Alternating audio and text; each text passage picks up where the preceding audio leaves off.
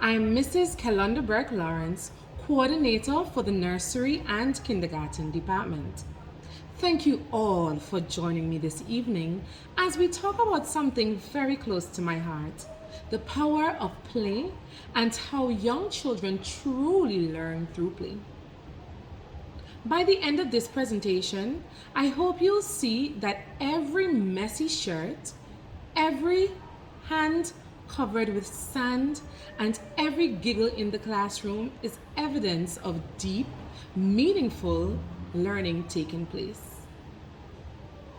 Play is a child's natural way of exploring and understanding the world. It's not simply for fun or just a break from learning. It is learning in itself. When children play, they test ideas, solve problems, and build connections in their brains that lay a foundation for future academic success. So when your child stacks blocks, pretend cooks, or even runs freely outside, it's not wasted time. That's the serious work of childhood development. Now, I know many parents have genuine concerns. Some may say, my child only plays, he or she is not learning. Others worry about playtime is wasted time, or I want more reading and writing. These thoughts are understandable. We all want our children to thrive. But as the National Association for the Education of Young Children reminds us, many adults confuse authentic learning with worksheets and routine tasks. Our goal tonight is to show that play builds the foundation that makes later academics easier and more successful. Play-based learning is a child-centered approach. Children follow their curiosity. Teachers act as guides who extend learning through questions and thoughtful materials. It fosters independence, imagination, and confidence. Jean Piaget showed that children construct knowledge through hands-on experiences, while Lev Vygotsky emphasizes how play and social interaction help children reach higher levels of thinking. So effective early learning is active, it is social, and connected to real life experiences, not just limited to the paper and pencil task. Next, play is not a pause in learning. As I said previously, it is learning in itself. Through play, children learn to solve problems, they think critically, and they learn to cooperate with others. They practice regulating their emotions, taking turns, and building resilience. Physical play strengthens their fine motor skills, preparing them for writing and self-care tasks.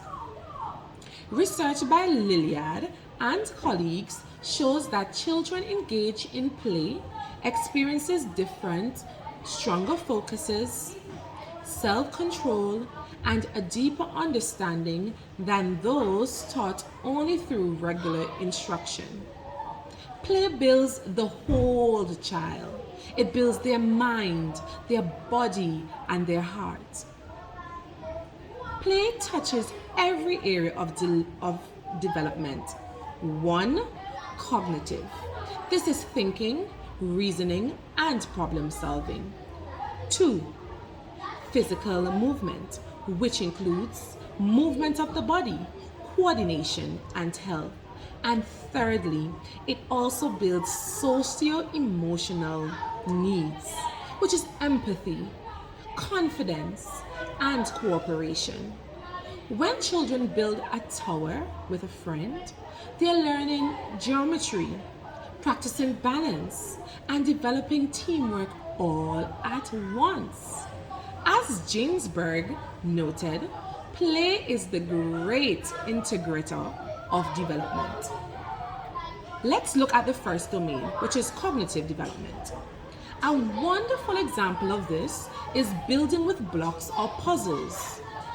Children count, measure, and test balance as they plan and create. When the tower falls, they solve the problem, they rebuild and repeat. Then this shows that they are being persistent. According to Piaget, this is described as trial and error. It is essential for flexible thinking. What seems like simple play is early mathematics, science, and engineering all in action. Next is the physical development. Think of an outdoor obstacle course, running, climbing, jumping, or even ball games. These activities strengthen muscles, improve coordination, and build confidence. Gabbard says he explained that gross motor plays develops the core and fine motor skills children need to later write, buttoning, along with self-care. Even catching a ball today helps the child to control things such as holding a pencil for tomorrow. Physical play also teaches healthy risk-taking and perseverance, skills that serve children throughout life.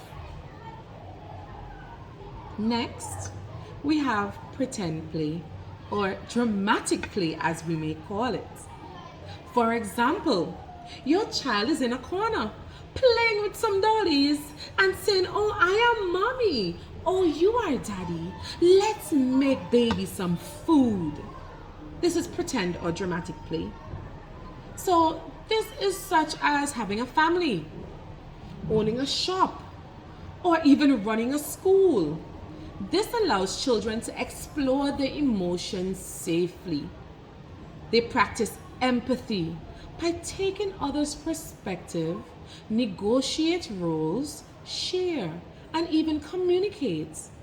As Vygotsky emphasizes, these interactions build social competence and emotional intelligence. Through pretend play, children learn how to manage their feelings, cooperate, and build a lasting relationship that is essential for life. To continue, some parents ask, if children are just playing, what are teachers really doing? Our role as educators is to intentionally facilitate. We observe carefully to understand each child's needs. We guide thoughtfully by adding new vocabulary or opening open-minded questions. For example, what might happen if we add another block? We extend learning by adding materials or challenges, and we document process along with progress. So while play feels like free, joyful, it's actually structured and purposeful, ensuring that every child is developing new skills. Let's address a familiar misconception. If your child comes home dirty, wonderful! That means they've been exploring and discovering. If it seems like they just play all day, remember that play builds vocabulary, math, and science concepts. And if you think play isn't serious learning, consider that the strongest academic outcome begin with curiosity, creativity, and confidence, all born through play. Every playful moment is a building block for future success. Research supports everything we see in the classroom. Lilliard and company found that play-based programs lead to better social adjustments and academic results. UNICEF confirms that play enhances creativity, resilience, and problem solving, skills essential in this modern world. Simply put, play is not an extracurricular activity. It's a necessity for developing well-rounded, capable learners. Now, How can you reinforce this at home? Read and tell stories together. It's a literacy plan. Cook or bake. Measuring ingredients teaches math. Encourage outdoor play. Nature is the best classroom. Provide open-ended toys like blocks and art supplies. And most importantly, join in the fun, parents. When parents play along with their children, bonds strengthen and learning deepens. So as we conclude, remember that play is purposeful, meaningful, and educational. It nurtures every aspect of your child's mind, body, and heart. Let's embrace those muddy shoes and joyful giggles as signs of growth and discovery. Together, let's celebrate learning through play, because when children play, they aren't just having fun, they're building their future. I thank you.